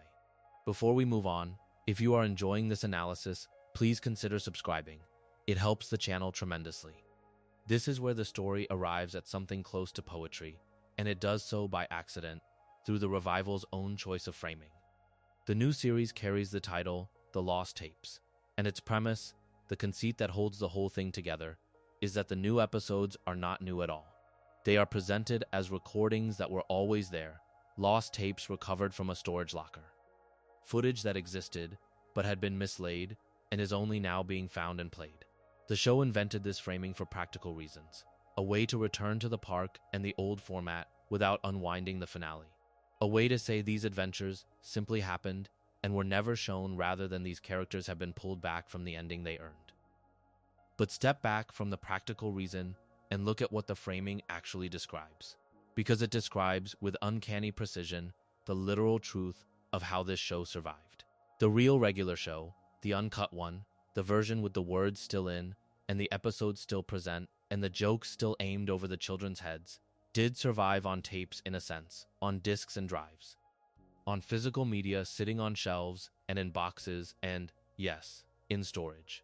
When the streaming platform deleted the show, the uncut version did not die, because it existed as objects in people's homes, recordings that the institution could not reach and could not quietly alter, footage that was lost to the official record the moment it was pulled from Max and yet was never actually lost at all, because it was sitting in a locker somewhere, on a shelf somewhere, waiting to be played. The fiction of the revival, lost tapes recovered from storage and finally shown, is the documentary truth of the show's preservation rendered as a premise. The thing that kept regular show alive through its own erasure was, almost exactly, lost tapes in storage. The revival did not mean to confess this. It reached for a convenient framing and happened to reach for the one framing that tells the whole secret history of how a deleted show stays alive, which is that someone, somewhere, kept the tape. And there is a quieter irony folded inside even that. A storage locker, full of recovered footage, is a fan situation, not a corporation's. It is the fan who keeps the boxes, the fan who holds the discs, the fan who has the lost tapes in storage and pulls them out to watch the version the official channels no longer carry. By building its return on the image of recovered tapes, the revival borrowed, without seeming to notice, the exact posture of the people who actually preserved the show. The unpaid archivists with the physical copies. The company that deleted the show came back and told a story in which lost recordings are lovingly recovered and finally played, which is a story about what fans did, dressed up as a story the company is telling about itself. The institution erased the show and then returned wearing the costume of the people who saved it from the erasure. That is the closest this entire history comes to a confession, and it is delivered as a charming premise in a half-hour special by a company that almost certainly does not realize it is describing the crime and the rescue in the same breath. To understand why the deletion and the revival both land the way they do, it helps to notice what regular show was actually about underneath the surreal premises and the escalating absurdity. For a show that looks, from a distance, like a workplace comedy where slacking off summons a god or a wormhole, its deepest and most recurring subject was time. And specifically the way time takes things from you, whether or not you are ready. The characters age across the series. They confront futures, alternate futures, ruined futures, versions of themselves grown old and disappointed. They are forced, again and again, to sit with the fact that the easy present they are clinging to is temporary, that the friends beside them will not always be beside them, that the park where nothing seems to change is itself a thing that will end. The comedy was loud and the stakes were cosmic, but the feeling underneath was almost always elegiac. A low hum of awareness that all of this, is passing, and that growing up means watching the things you love recede whether or not you have finished loving them. The finale made that subject explicit and unmissable. After the largest and strangest of all its conflicts, the show did not simply restore the status quo and freeze the characters in place the way a comfortable comedy can. It let them grow up. It let them leave. It sent them forward through time and scattered them into the separate adult lives that growing up actually produces. The lives where the friends you spent every day with become people you see rarely, and then it gathered them again, older, changed, to stand once more in the place where they had been young together.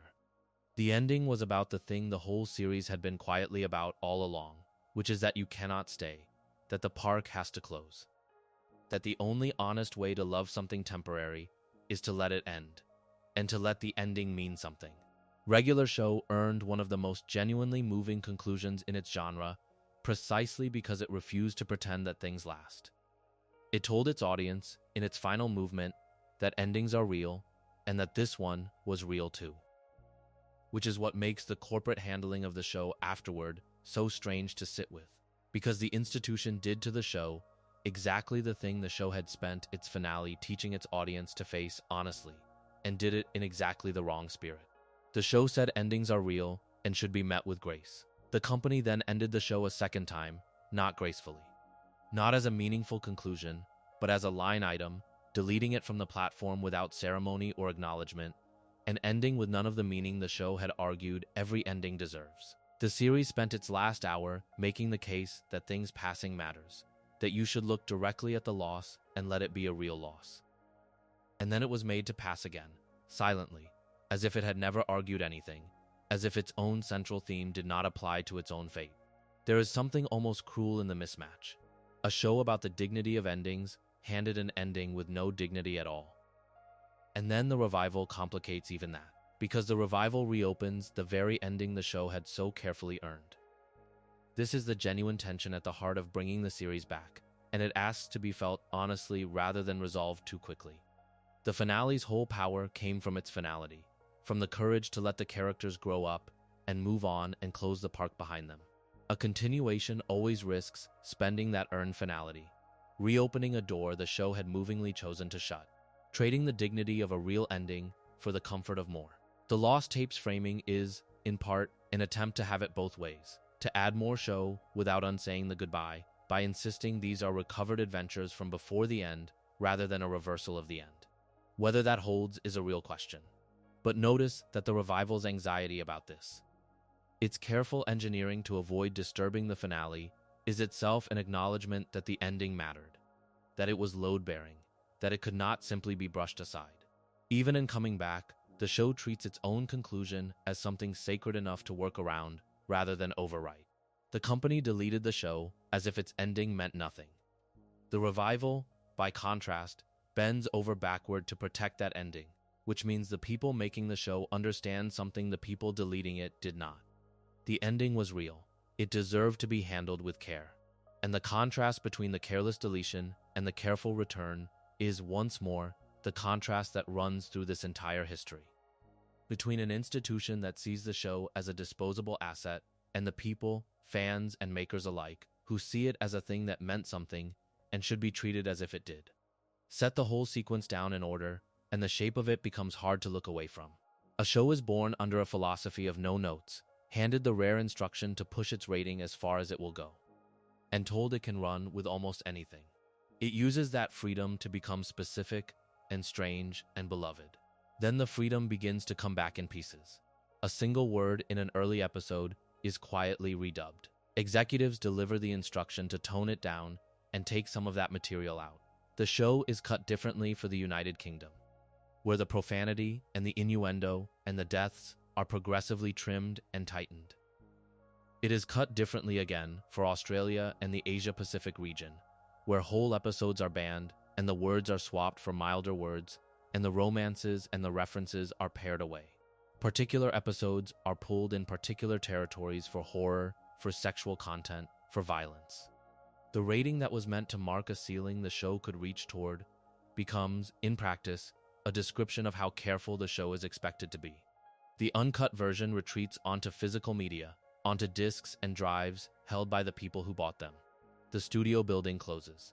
The platform that streams the show is rebranded to feel more family-friendly even as it prepares to remove the show. And then, on a single day in October, with no announcement, the show is deleted from that platform entirely. Each of these is a step. Lay them end to end, and you are watching a thing be made smaller, slowly, over 15 years, by the institutions that owned it. Here is the mechanism that makes such a thing possible, and it is the quiet center of the whole story. No single one of these edits is a scandal.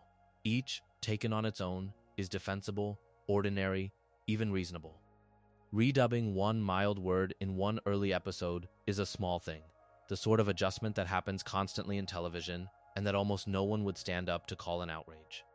Trimming a joke for a foreign broadcast is standard practice. Asking writers to pull back from innuendo aimed over the heads of the child audience is a normal note for a network to give. Pulling a horror-heavy episode from a children's channel in one country is the kind of caution that is easy to justify. Removing a show from a streaming service to save money is a routine corporate decision made about thousands of titles. Every individual act in this chain can be explained, excused, and waved through as nothing. And that is precisely how the chain works. The defensibility of each step in isolation is the exact instrument by which something large gets taken without any moment ever looking like a theft. There is never a day you can point to and say, there, that is when they broke the show, because no single day broke the show. The show was broken across 1,000 small days, each of which was, on its own, fine. This is the thing the word scandal usually fails to capture, because the word wants a moment, a single disgraceful event, a line that was crossed all at once and can be named and dated. The scandal of regular show has no such moment, and the absence of a moment is the whole point. What was done to this show is the kind of harm that accumulates below the threshold of outrage. The kind that never trips the alarm because no single increment is large enough to trip it.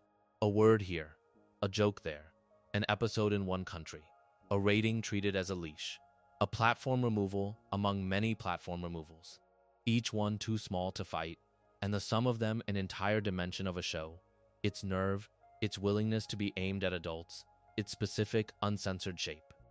Removed from the official record and surviving only because some people kept the discs. That is the scandal, and the reason it can be told only slowly, edit by edit, is that it was committed only slowly, edit by edit. You cannot see it in any single frame.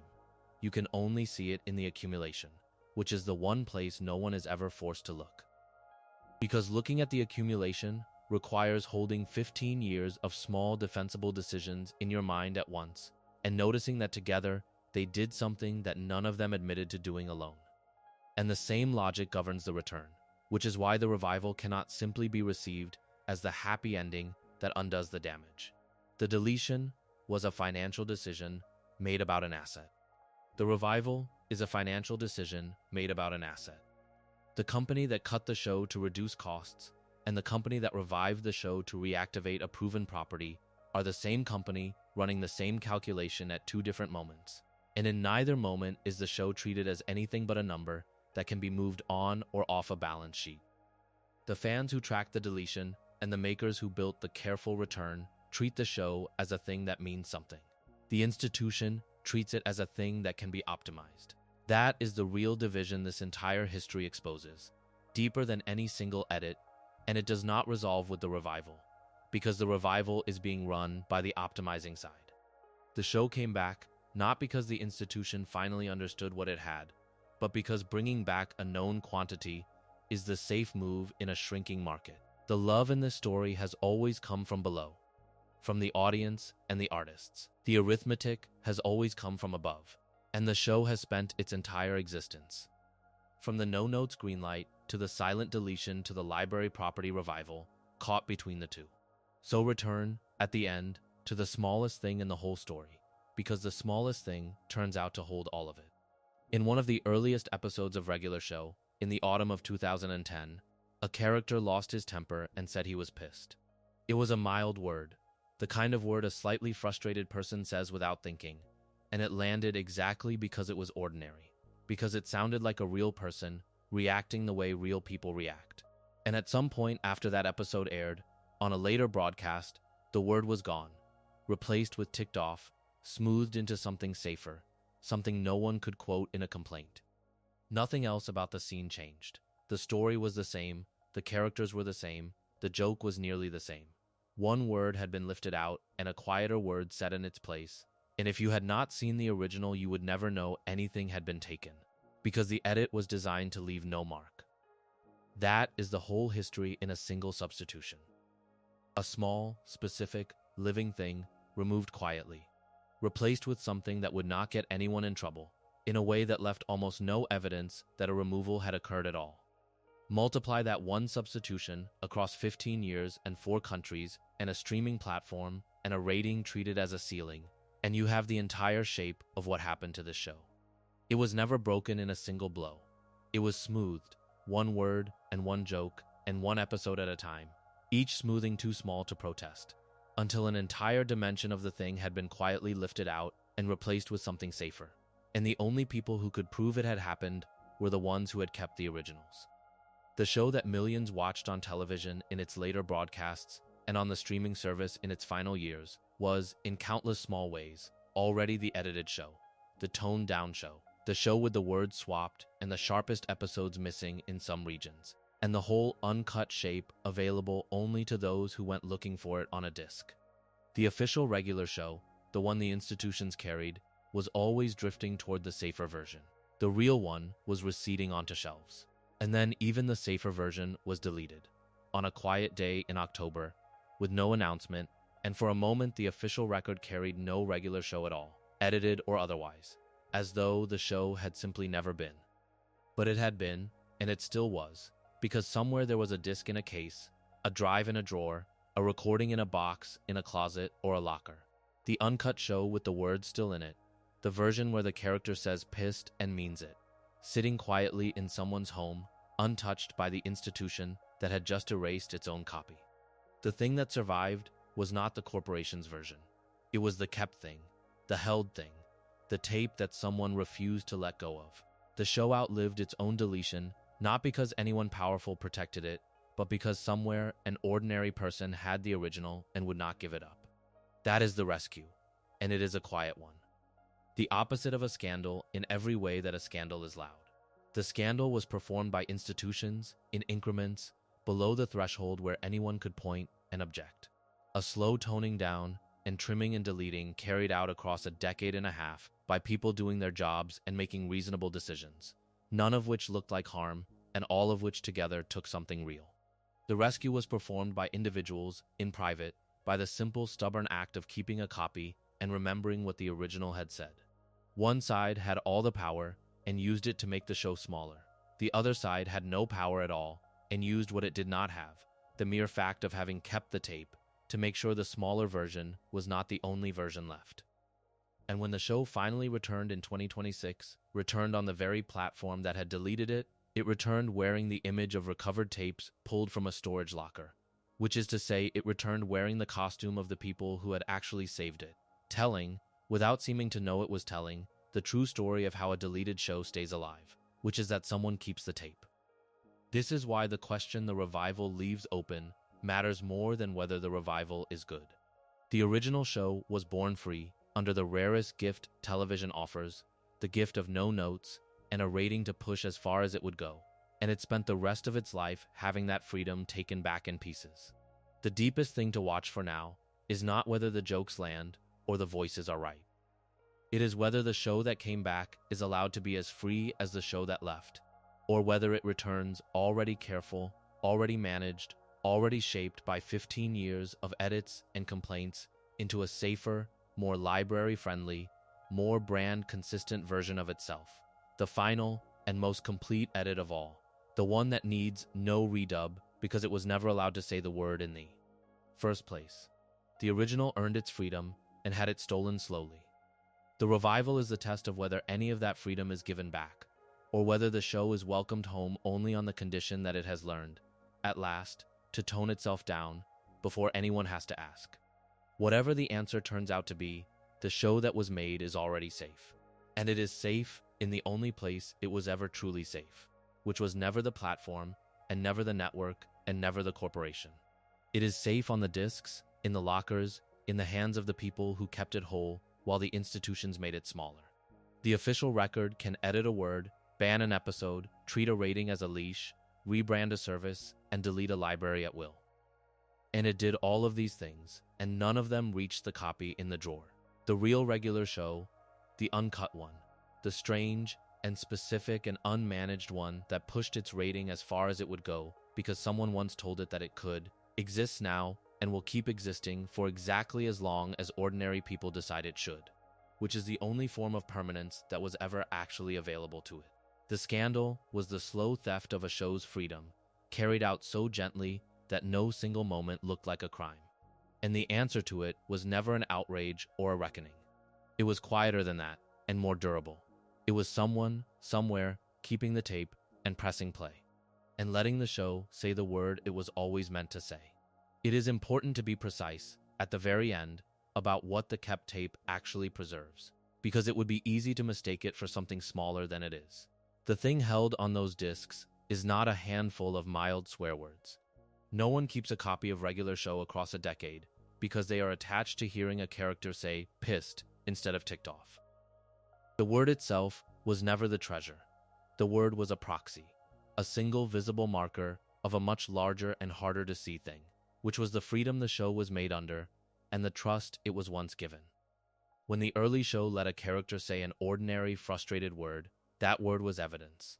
Evidence that somewhere a network had decided this show could sound like real people, could be aimed a little over the children's heads, could push its rating toward the ceiling because someone had told it that it could.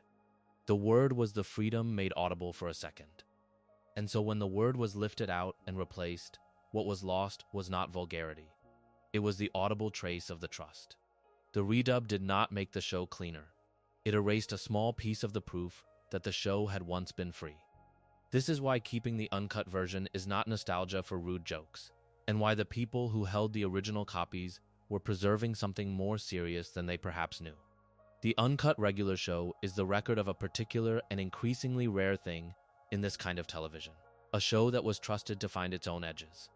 Given no notes and a high ceiling and the room to become specific and strange and occasionally sharp. Every word that was later swapped, every episode that was later pulled, every joke that was later trimmed, was a small withdrawal of that trust. A quiet decision that the show could no longer be allowed to be quite what it had been permitted to be at the start. To keep the original is to keep the evidence of the trust before it was withdrawn. It is to hold, on a disc in a drawer, the proof that there was once a version of this show that no one had yet decided to make smaller, a version that still carried, intact, the freedom it was born with. The discs do not preserve a few forbidden words. They preserve a state of permission that the institution spent 15 years revoking, and they are the only place that permission still fully exists. And that is the quiet, almost invisible stake underneath this entire long history, the thing that makes the slow toning down matter far past the question of any individual word. What was taken from regular show, increment by defensible increment, was the visible record of having been trusted. What the people who kept the tape saved, without fanfare and without power, was exactly that record, the show as it was when it was still free. The official version drifted toward caution and then toward deletion. The kept version stayed exactly as it was on the day it was made, free and uncut and trusting that it could be. The scandal was the slow withdrawal of a freedom too gradual for anyone to fight. The rescue was the simple refusal to let the evidence of that freedom disappear along with it. Somewhere, there is a copy of the show as it was before anyone decided it should be less. And as long as that copy exists, so does the proof that for a little while, at the start, this strange and specific show was trusted to be entirely itself. If you enjoyed this video essay, make sure to subscribe. Thanks for watching, and I will see you in the next. Contedo do projeto velvo criado por vocadicione PDFs, documentos o outros textos para usar como referencia neste projeto.